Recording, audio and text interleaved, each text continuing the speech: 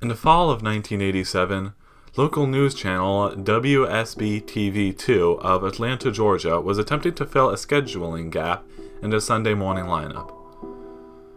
After a few solicitations by local business owners, they decided to allow the young Reverend Marley Sachs to take the available hour block to do a religiously themed show. It premiered October 18th with little promotion. The show was standard religious fare and consisted of the Reverend sitting in a simple chair reading passages from the Bible to the camera and discussing their interpretation and significance in our modern day-to-day life. The show received a reasonable number of viewers and continued to be shown into early December. It was then that the studio began to receive extremely strange complaints from the viewers of Words of Light with the Reverend Marley Sachs.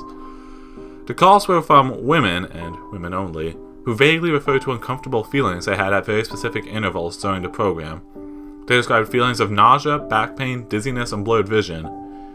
These callers, for no discernible reason, were convinced that it was the viewing of this program that was causing these symptoms. It was later determined, after 3 weeks of complaints, that these feelings were happening at roughly 12-minute intervals during the course of the program. The small studio staff checked all recording equipment, both audio and video, and found nothing faulty. When the Reverend was made aware of these incidents, he merely shrugged and stated cryptically that some people can't handle the voice of God. The head of the studio, at a loss to explain the cause of these complaints, decided to continue running the program. By February, viewership had dropped sharply, and it was decided to pull the plug on the show. The studio head figured it would be more prudent to spend as much time as possible on the news story that had the other two local news networks abuzz: the miscarriage epidemic. Starting sometime in November, the number of healthy pregnant women miscarrying in the Atlanta metropolitan area had reached over 300. The CDC could find no discernible cause for this terrifying occurrence. The Reverend took the show's cancellation with what could only be described as abject indifference. When informed, he made no protest, merely nodded, almost knowingly. He left the studio after the last episode was filmed without so much as a word and dropped off the face of the earth. No one ever heard from him again, not his former congregation or any member of the church. The studio moved on, filling the slot with an infomercial, and continued to concentrate on the miscarriage story. A year and a half later, an intern at the WSB studios discovered the tapes of the Words of Light and began going through them in an attempt to find stock footage for an upcoming piece the station was doing on the impact religion had on the city. The Atlanta incident, as a miscarriage epidemic became known in medical journals, petered out 3 months after the studio canceled Reverend Sachs' show and had already began to fade from public consciences.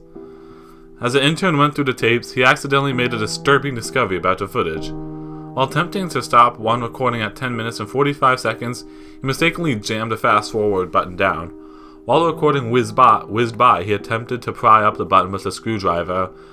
Just as he succeeded, the tape stopped at 32 minutes and 1 second. The intern actually fell out of his chair when he looked up at what was frozen on the screen. The image of a badly decomposed severed head filling up the entire frame. After he collected himself, he moved the film back a few frames, then forward, and realized that his mind was not playing tricks on him. He began going through the rest of the recording, and soon discovered that at exactly 12-minute intervals, the image would appear for 1 frame.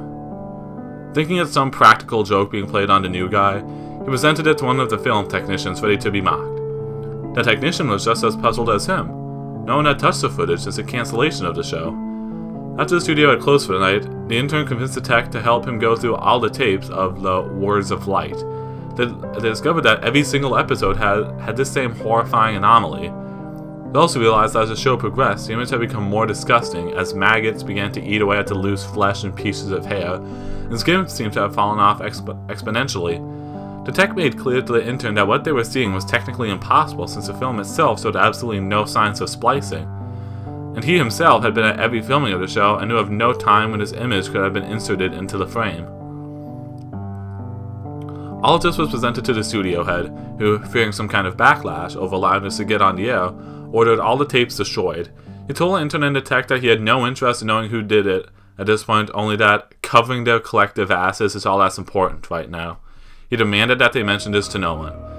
The tech easily moved on, remembering the incident as a darkly funny personal anecdote, but the intern wouldn't let it go.